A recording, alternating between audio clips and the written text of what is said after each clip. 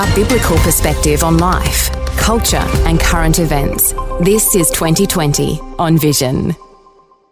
Every one of us has a grievance story or a hurtful event that was perpetrated by someone who mattered in our lives. And for most of us, that hurt simply will not go away. This is where our next guest says to enter forgiveness. Even though most of us in Christian circles have been taught we should forgive, we've never been shown how or why to forgive.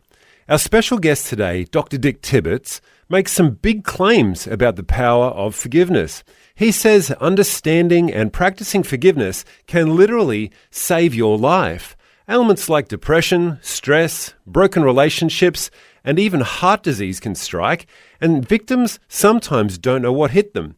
Dr. Dick Tibbits has worked in the field of behavioural and spiritual health for more than 30 years. His book, Forgive to Live, has just been re-released as a 10th anniversary edition. He presently serves as Chief Political Officer at Florida Hospital, the largest admitting hospital in America. He oversees 16,000 employees. In addition to his 20 years of clinical work, he has 10 years of pastoral ministry. Dr. Dick has served as an adjunct professor at Fuller Theological Seminary.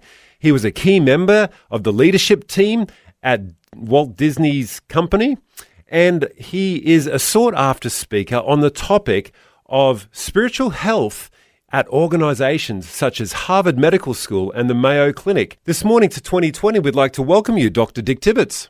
Thank you. It's good to be with you and to join you halfway around the world.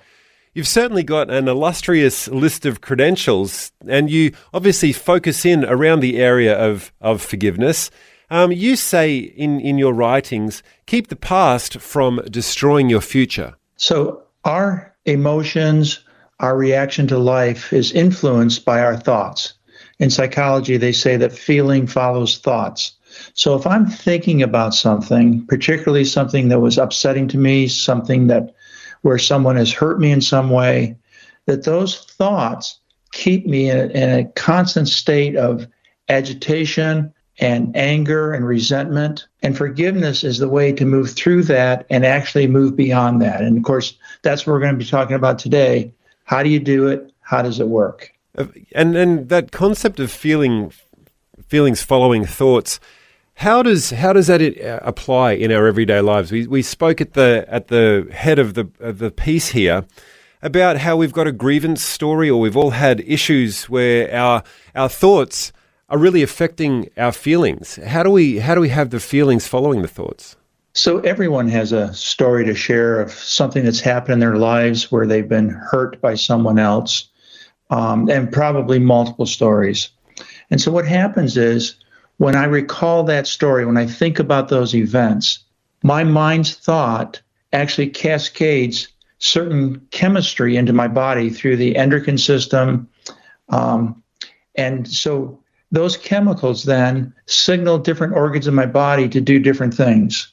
For example, when I'm excited and happy, endorphins are released into my bloodstream, and endorphins give me this sense of well-being, extra energy. I feel good about myself. Well, when I'm thinking about hurtful things, I'm actually releasing cortisol into my bloodstream. And cortisol does a variety of things. One, it signals my heart to beat more rapidly. When it beats more rapidly, it's got to push more blood more quickly, which increases blood pressure. It signals my stomach to start to shut down. It even starts to shut down my immune system. So whatever we're thinking, our body is reacting to that as if that's going on right now. The whole concept of biblical forgiveness, as you're sharing with us here, really you're pointing out it brings us into a physiological experience, not just an emotional experience. Can you take us a little bit deeper into how thoughts cascade the chemistry and how that outplays in the longer term than the immediate? Sure. So anger is the emotion we're talking about. Anger, resentment, hurt, they're all rolled together. In fact, in psychology, we're taught that hurt and anger are just simply two sides of the same coin. In other words, you can't be angry unless you've been hurt. And if you've been hurt, you're going to have anger at some level. Wow. So in Australia, the National Heart Foundation has added anger as a risk factor for heart disease. This is true in the United States as well. And in fact, some of this is based on research done at the University of Sydney, where they did both prospective and retrospective studies linking elevated anger with elevated heart disease. And so the same foundation, the National Heart Foundation, has said that 1/3 of all Australians have high blood pressure. So there's a lot of holding on to feelings. Remember, every time I rehearse or think again about that event that happened to me, and for many people that can go on for years. Something happened in their life 6 months ago, 1 year ago, 5 years ago, and they're still upset about it today because they're still thinking about it. And every time they think about it, their body is signaled to react the same way it did when that event originally happened. And this chronic resentment, this chronic anger, sets you up for chronic diseases. And in my research, I focus specifically on high blood pressure. And so without realizing it, holding on to my resentment rather than choosing forgiveness is not only affecting me spiritually, not only affecting me emotionally, but now based on the research I've done in others, we now know it's affecting me physically. So there's a lot of reasons to consider forgiveness as a way of living a better and healthier life.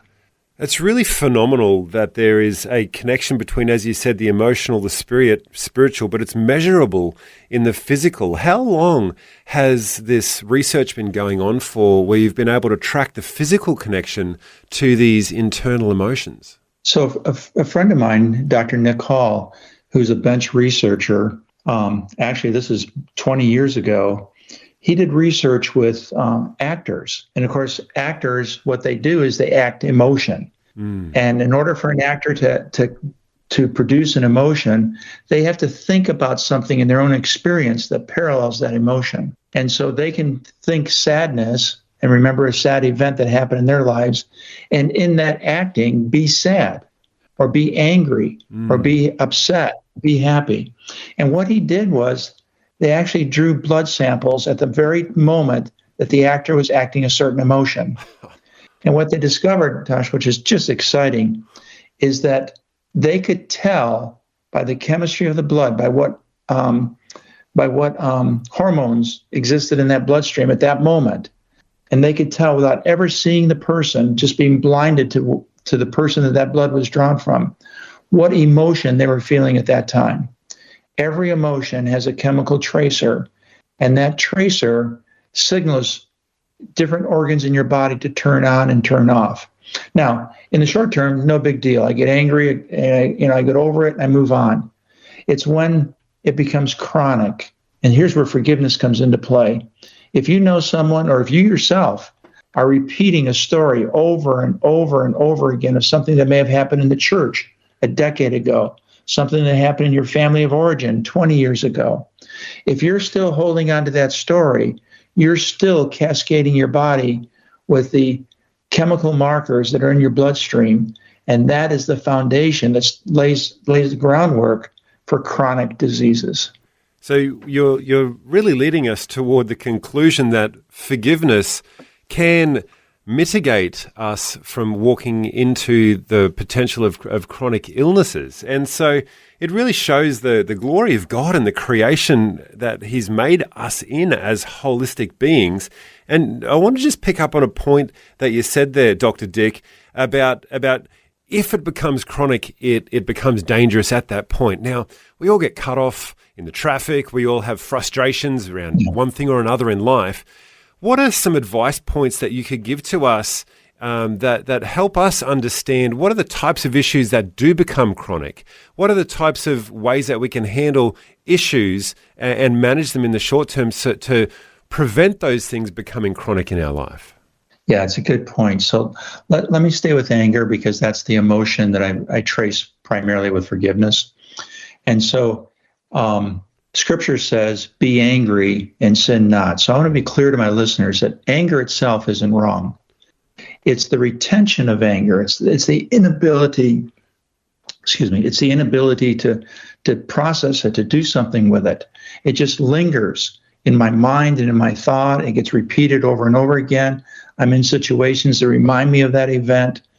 And so as a Christian, I need to learn more to live in the now and let the past be in the past and then live my life towards the future. And one of the things about forgiveness is God's given process to us to begin to put the past in the past. Forgiveness doesn't change the past. Forgiveness doesn't undo what's done.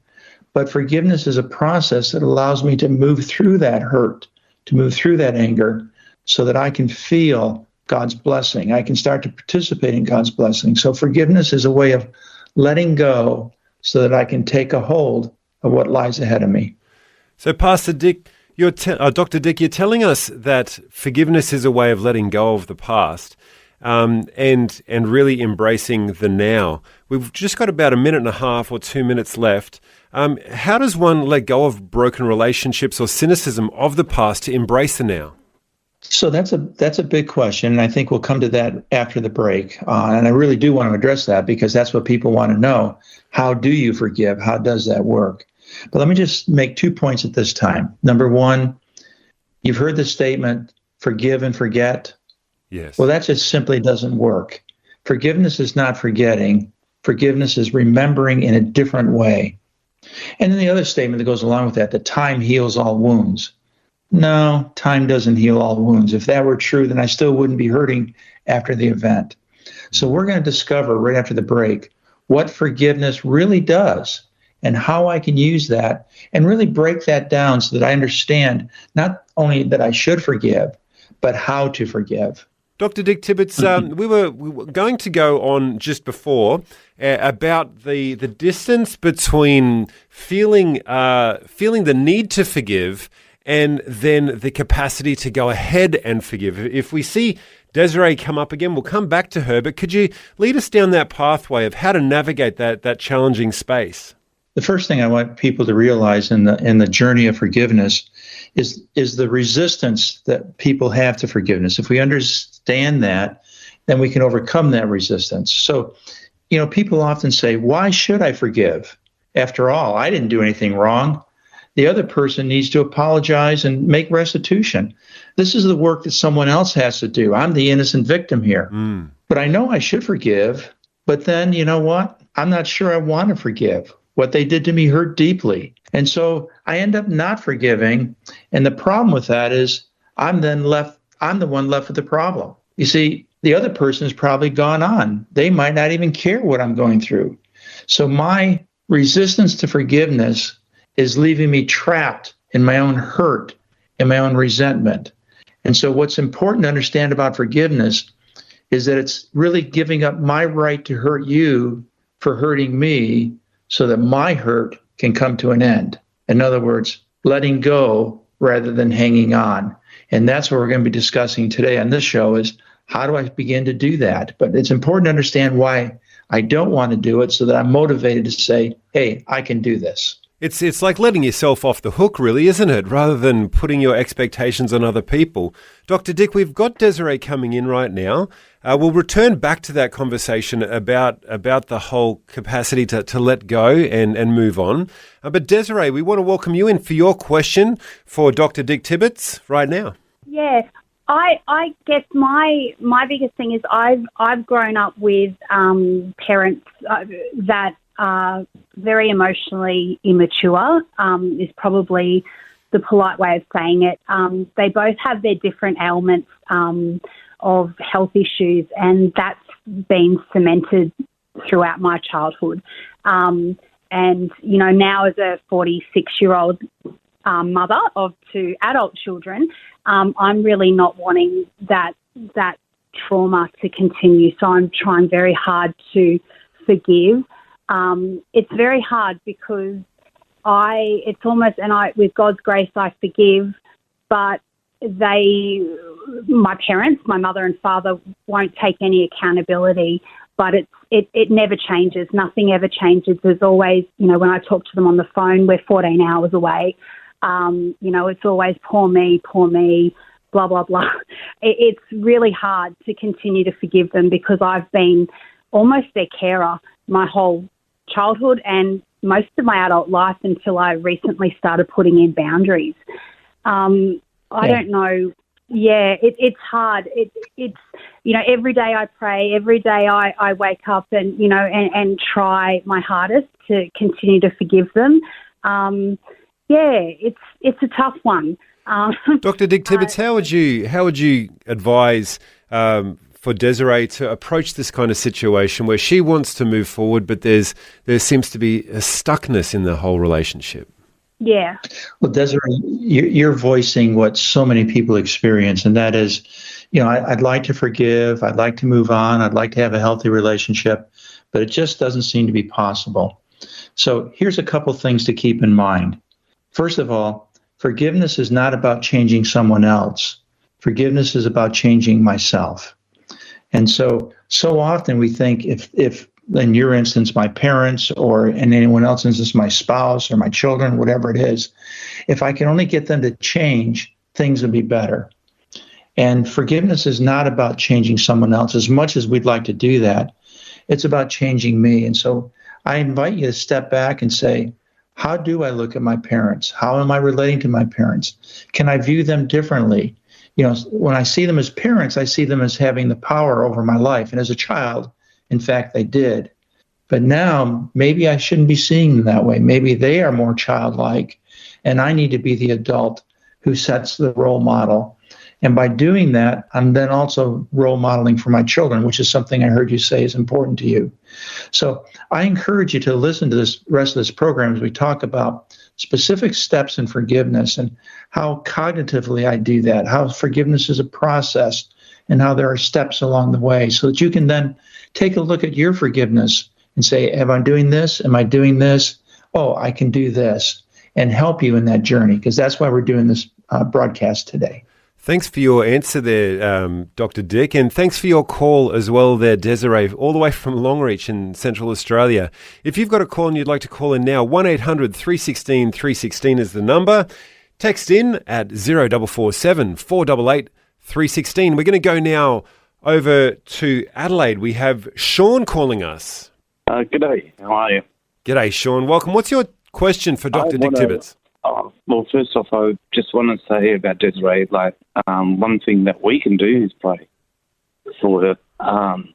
Definitely pray for her and her situation, and that whole thing. That I think that's pretty important. But what I wanted to bring up with the forgiveness thing, I can't think of anyone I need to forgive, because I've reached that point, apart from forgiving myself.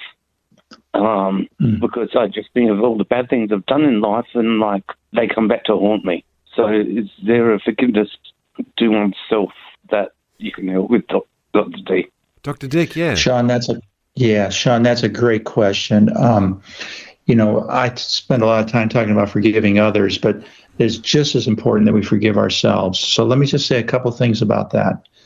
Number one, it's interesting. The Bible never once says that we should forgive ourselves.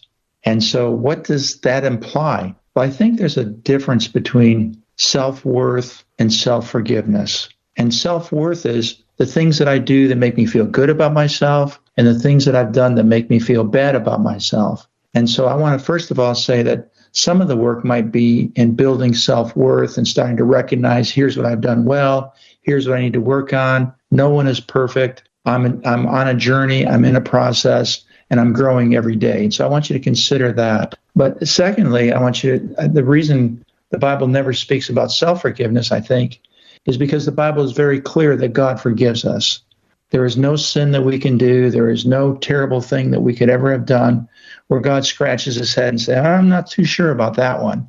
No, God forgives everything that we have ever done. And so part of your self-forgiveness is accepting that God has forgiven you. Secondly, it's building your own sense of worth and value and contribution. And then third, it's to recognize that no one is perfect. And so I am using the tools and the gifts that God has given me, and I'm going to do my best with that and not worry about what's lacking or what's happened.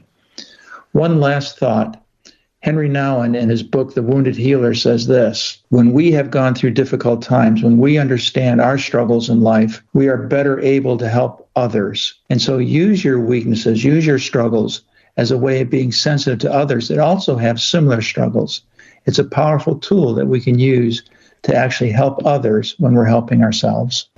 We've got a call that's come in from Sydney who's left a question for us. Does forgiveness mean keeping the relationship even if it's not healthy, or improving or continuing to be a cause of hurt? Wow. Your listeners are certainly asking very good questions. So let's address that. Should I stay in a relationship that is unhealthy or even abusive? So I want to say this, that while forgiveness is not reconciliation, forgiveness does create the possibility of reconciliation. So let me unpack that a little bit. Here's the way I say it in the book. While forgiveness is free, trust must be earned.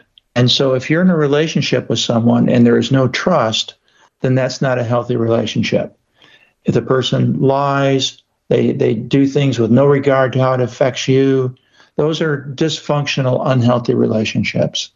And so forgiveness does not require that I stay in something that isn't healthy for me.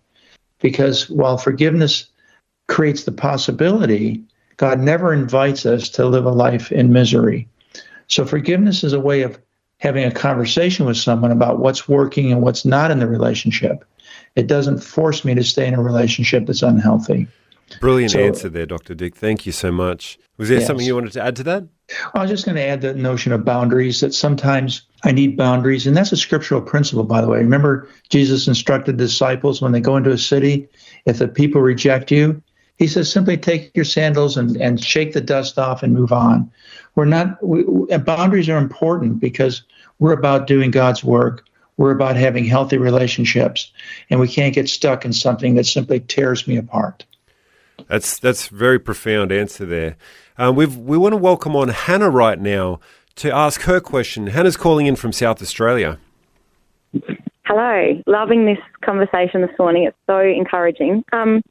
I'm just wondering, Dr. Dick, how, when you're the person that's wronged someone in a relationship and you've asked for forgiveness, how can you then encourage them and, I guess, in a way, keep them accountable for their own benefit, knowing that it's harming them if they're not forgiving? How can you encourage them on that forgiveness journey? Yeah, great question. So here's the thing with forgiveness. No one can make me forgive. Forgiveness is always my choice. And so you want to, one, create the awareness that forgiveness might be helpful in this situation and that they might want to think about that. Two, you might want to share with them the dangers of not forgiving, how holding on to that is destructive for my personality. You might want to help them understand that if we're not forgiving, the opposite of forgiveness is blame. In fact, this is scriptural. What happened in the Garden of Eden when Christ came down after the first sin and destruction in this earth happened? What's the first thing Adam and Eve did? Well, Adam said it's her fault. She did it. And she said it's the snake's fault. The snake did it. We blame. And here's the thing with blame. Blame doesn't solve any problems. Blame doesn't help anyone. In fact, blame keeps me trapped because I'm waiting for someone else to do something. So perhaps you want to take my book and leave it on the coffee table so they can take a look at it and consider all the dangers that can happen to me when I fail to forgive, so that perhaps they'll have the motivation. But at the end of the day, it's their choice to forgive, not yours, no matter how much you want them to do that. Thanks for your call there, Hannah, and thank you, Dr. Dick, for your answer. We're going to take another call, and we've got a text that's come through as well. Then we're going to move on, and Dr. Dick's going to share with us some thoughts about the steps of forgiveness. But we'd like to welcome now Richard in to ask Dr. Dick a question all the way from Alstonville. G'day, guys. I just had a couple of questions for you with forgiveness and bitterness.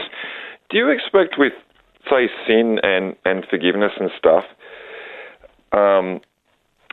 us as Christians because I often hear, somebody's committed a sin or something and it's a bad sin. They've done it a number of times. And I've felt like I've, just with my walk through Christians and stuff in church, and as Christians we're willing to forgive, but I feel like, we feel like there's certain people who commit sins, we don't want to move on from that or something, or we still hold it against them. Sometimes, and I know a lot of Christians that are very gracious, but I have had the old conversation with some Christians that say, but this person committed that. So do you think with sin that we should react differently to the world, because the world will hold things against people? But as Christians, that's my question. So, Richard, first of all, let me say I like your first name. And so what happens when somebody continues to act in destructive ways, whether it's in the church or whether it's at work or whether it's a neighbor in my neighborhood?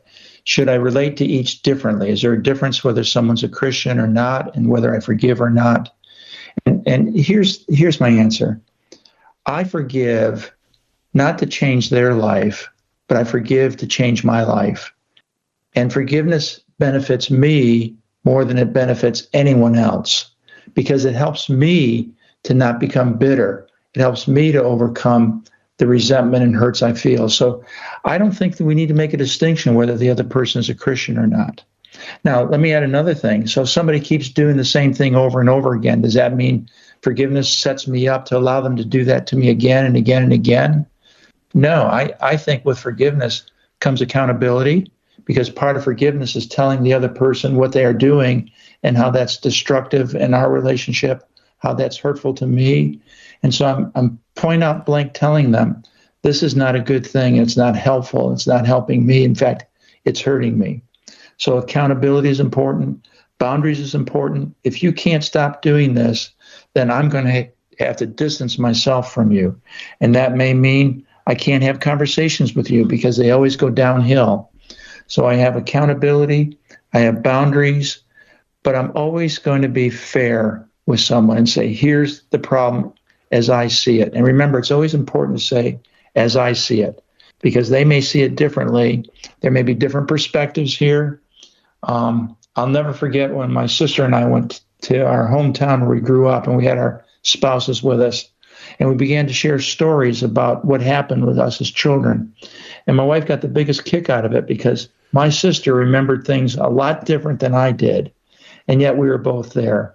So your perceptions of others, your perceptions of what happened are always your perceptions. You need to hold them that way, as opposed to always taking the position, I'm right, you're wrong. Thanks for your question there, Richard in Alstonville. We want to just go now to a text that's come through from Melody from Andamuka. She has a very different kind of question. She says, my husband and I are still hurting after 50 to 60 years. Our deceased parents are the source of our pain. We are Christian and have forgiven them, but the devil tries to hold us back.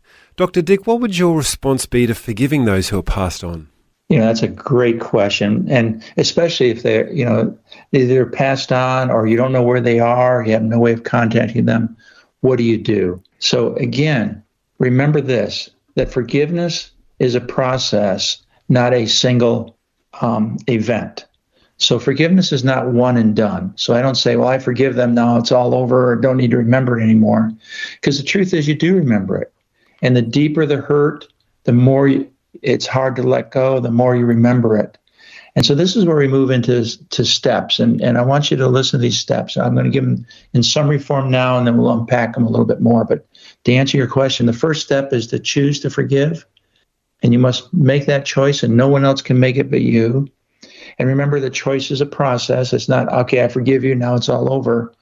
In fact, when Peter asked Jesus, how often should I forgive someone? 7 times? You remember the story. And Jesus says, no, not 7 times, but 70 times 7. And I don't think Jesus is saying if someone spits at you, you go back and let them spit at you again and spit at you again and spit at you again until they've done it 70 times. I think rather what Christ is saying to Peter is that when someone has hurt us, we may recall that event again and again and again. Do I stop forgiving or do I keep on forgiving?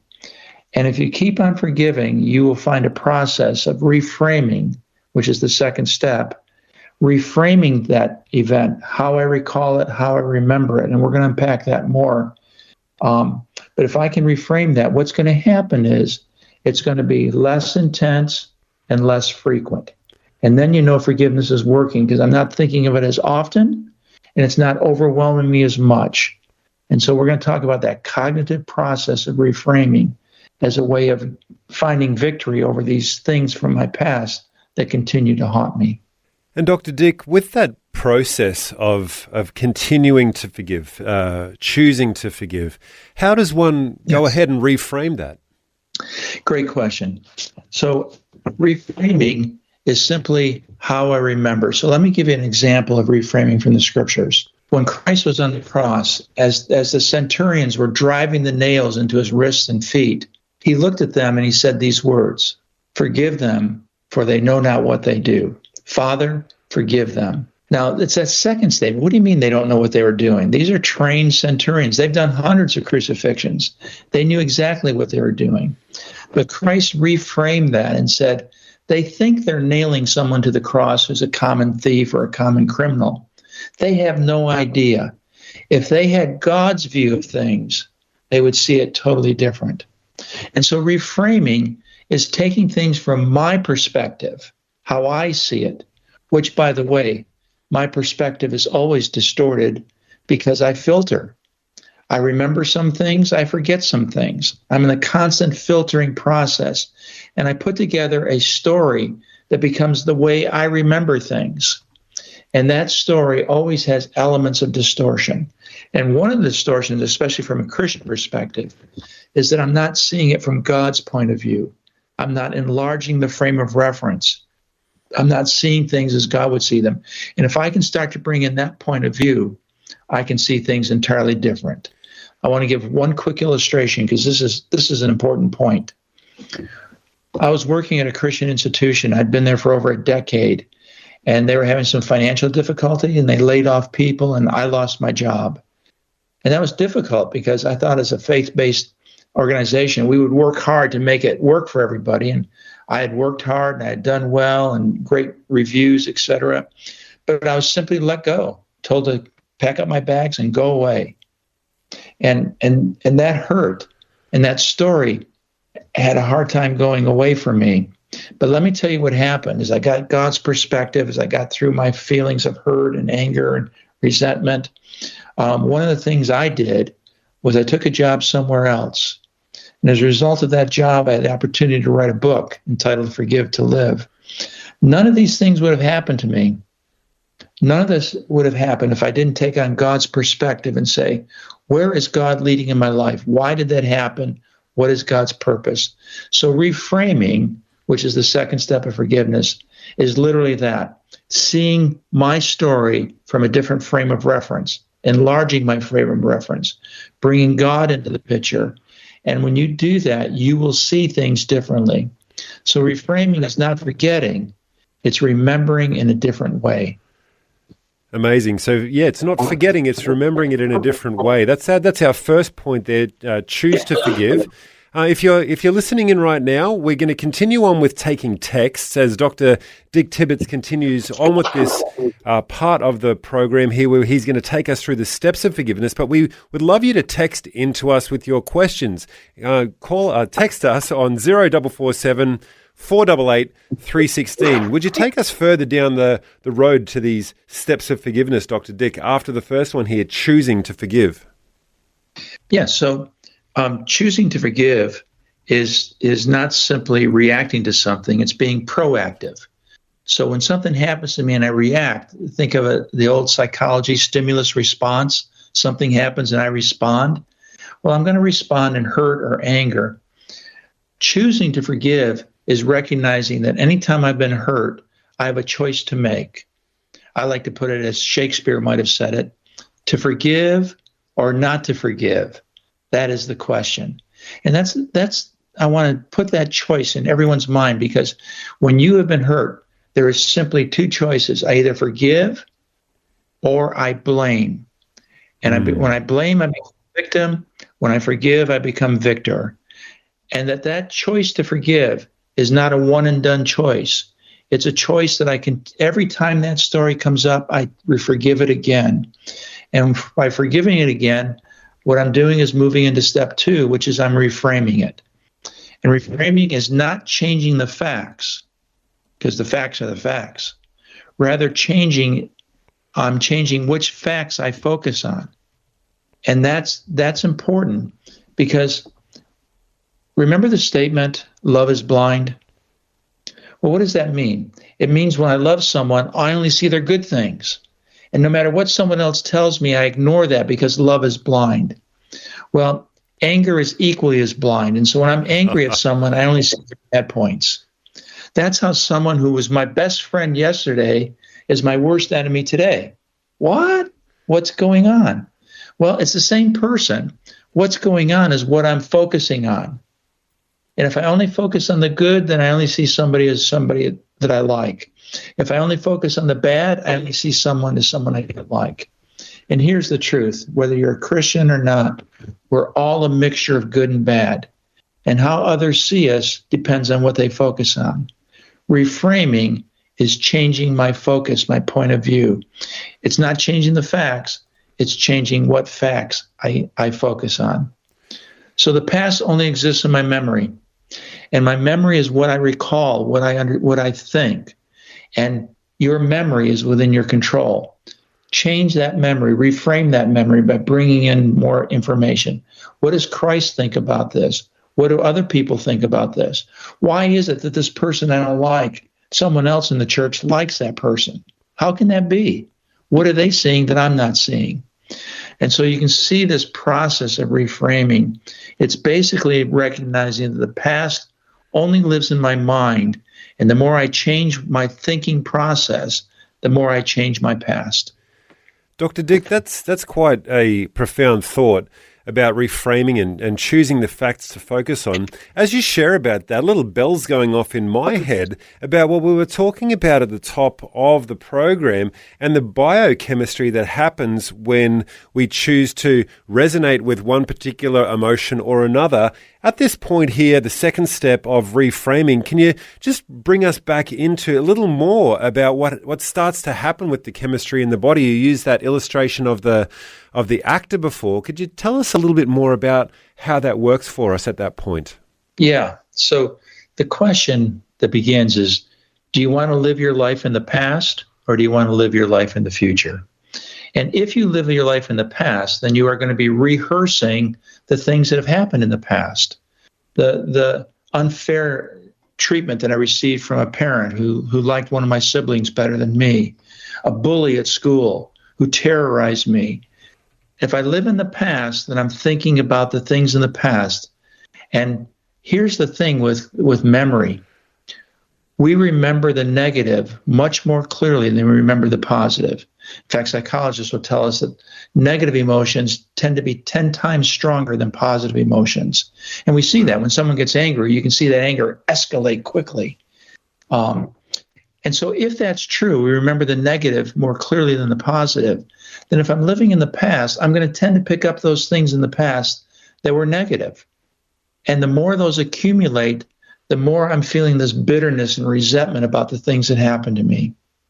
Forgiveness is a way of moving beyond that. Because if I don't, my body is going to constantly reinforce what my mind is thinking. As we said in the beginning of this show, that when I think anger, when I'm feeling anger, my body is actually experiencing that anger.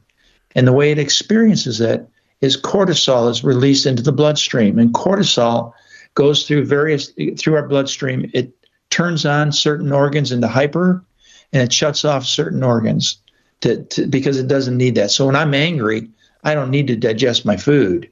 Wow. But when I'm angry, I need my blood pumping, and I need to be ready to fight or flight.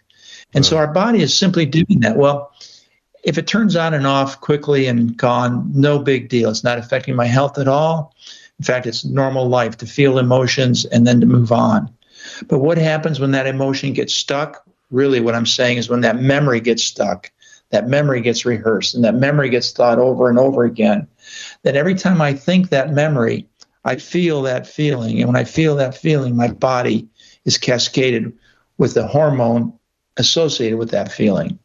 Thus, the chronic nature of disease.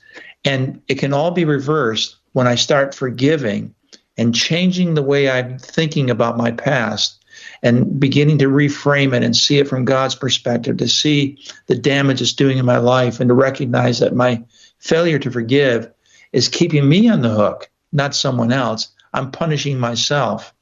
In fact, in my book, I have this statement. You simply cannot swallow a poison pill and hope the other person dies.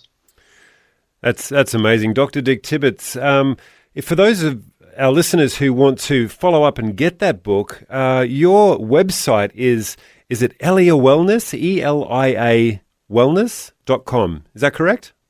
Yeah, or the simplest way to go is www.forgivetolive. Forgive to Live. And just go to Forgive to Live, and it's there. And then from that site, of course, if you don't have to even worry about going to the site. If you're interested in the book, simply go to Amazon.com, type in Forgive to Live, and boom, there it is. You can have it delivered right to your door. And so we've got about a minute left, Dr. Dick. Forgive to Live is the title of the book. It's at the present enjoying a re-release of its 10th year anniversary revision edition. Just as we wrap up, what can you share with us about what's in the book for our listeners? So what my primary purpose in the book is to say that forgiveness is good for you. It's the healthy thing to do. So why would you punish yourself by withholding forgiveness? And then I go on and share stories about people who have had difficult situations and how they found forgiveness helpful. But I want to end with this story. 2 prisoners, war prisoners, POWs, from the American War in Vietnam, 20 years after the release from prison, they are at that memorial, and both of them had gone through the same terrible prisoner of war experience where they were abused and beaten, and one of the soldiers turns to the other and says, "Have you forgiven your captors yet? Have you bothered to forgive?" And the other one turns around and says, "No, I'll never forgive them. What they did to me was horrific. They don't deserve forgiveness. I will never forgive them as long as I live." And we all know people that hold on to their anger and hold on to their resentment. Well, here's what's interesting. The other POW who went through the exact same experience turned to his friend and said this, "Then I guess they still have you prisoner, don't they?" Wow. You see, when we fail to forgive, we trap ourselves in our own prison of bitterness, and it's destroying us. And so my message to people is there's a better way. God gave us a way of forgiveness, a way of dealing with hurt and sin and suffering, and it's God's way out. And so I want to encourage our readers to say, there's a lot of upside to forgiveness.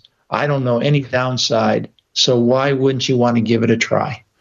Dr. Dick Tibbits, it's been our pleasure to have you in conversation with us today on 2020. Thanks for being along, and we'll look forward to sometime in the future, hopefully being able to continue this conversation with you. So thank you for having me on my show. It's been my pleasure. And I want to thank the listeners for their questions, because those are spot on. Those are the things that I hear. So I know you're getting it. Thank you. Thanks for taking time to listen to this audio on demand from Vision Christian Media. To find out more about us, go to vision.org.au.